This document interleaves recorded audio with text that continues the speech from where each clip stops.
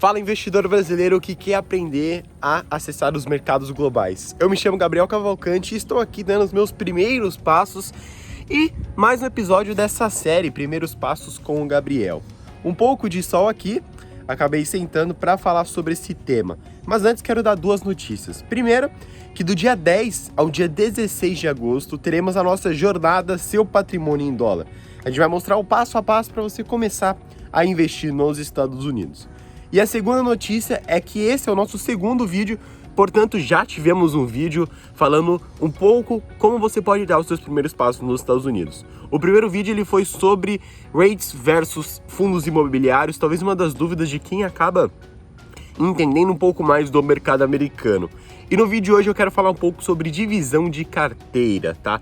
Mas não aquela divisão de carteira que, enfim, todo mundo fala, renda fixa, renda variável, classes de ativos, mas sim uma divisão de carteira um pouco diferente, que é uma forma que eu acabava elencando, tá? Para quem não conhece sabe que eu adoto uma estratégia de ETFs, mas quando eu praticava o stock picking, a escolha de ações, eu adotava essa estratégia e virei a adotar novamente quando eu começar a trabalhar a minha carteira com ações também, tá?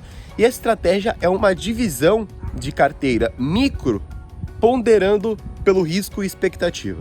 Ou seja, depois que você decide quanto você vai ter em renda fixa e renda variável, e depois que você decide quanto vai ter nos Estados Unidos, Brasil, e depois que você decide também quanto que você vai ter em ações e fundos imobiliários em ETFs, você vai ter que fazer uma escolha de quais ações você vai escolher, quais fundos imobiliários, ou quais REITs, ou quais ETFs, certo? Essa é uma escolha micro de carteira que nós acabamos falando. Nessa escolha micro, você pode fazer uma divisão, com certeza pode, de, por exemplo, selecionar 20% em uma ação, 20% em outra, 20% em outra, enfim, ter 5 ações aportando 20% do que você destinou para ações. Porém, uma maneira mais inteligente que você pode fazer isso é ponderar por risco. O que eu acabo fazendo, o que eu acabava, e virei a fazer também, é ponderar por risco ou expectativa. Por exemplo, vou falar uma empresa aqui e eu vou elencar para ficar mais fácil para vocês. JP Morgan. JP Morgan para mim é um banco redondinho, claro que não é tão lucrativo quanto o YouTube, O Brasil tem os maiores bancos com lucratividade, em questão de lucratividade, mas é um banco aí que eu considero na classe A. Nessa classe A, todos os ativos que estão nessa classe A, eu vou aportar 10% do meu portfólio que está destinado para ações. Ativos que estão na classe B, eu vou aportar 7%.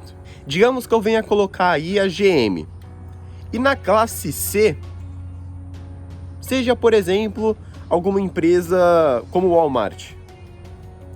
Entendendo isso, eu acabo fazendo essa divisão de carteira, pelo risco e por expectativa. Na classe C, eu acabo destinando uma pequena parcela, digamos 3%, porque são empresas que eu não acredito tanto no case, que eu não confio tanto na empresa, mas ainda quero destinar um pouquinho do meu portfólio para isso. E também nós temos a classe B. Na classe B, são empresas que, enfim, você tem uma expectativa grande para ela, mas não tão grande quanto na classe A. Não é uma empresa redondinha. Tem algumas fragilidades, aparente muitas vezes, mas você ainda acredita no case. E aí você pode destinar 6%, por exemplo. E aí você tem a classe A, que aí são empresas redondinhas que você acredita, que você confia, vê poucas fragilidades, por exemplo, Amazon, por exemplo, Disney. E você faz essa divisão micro da sua carteira, se espelhando no risco e na sua expectativa. Então você coloca 10% na classe A, por exemplo, 6% na classe B e 3% na classe C. Essa é uma divisão micro que eu gosto bastante de aplicar na minha carteira de investimento. Não aplico muito agora por conta da minha estratégia em ETF, mas é uma forma que eu acabava ponderando a minha divisão de carteira, tá bom? Bem, eu espero que você tenha gostado dessa dica rápida de divisão de carteira com um olhar micro. Lembrando que eu fiz uma live sobre isso no meu Instagram, sobre montagem de carteira, no qual eu detalho um pouco mais sobre esse processo, tá bom?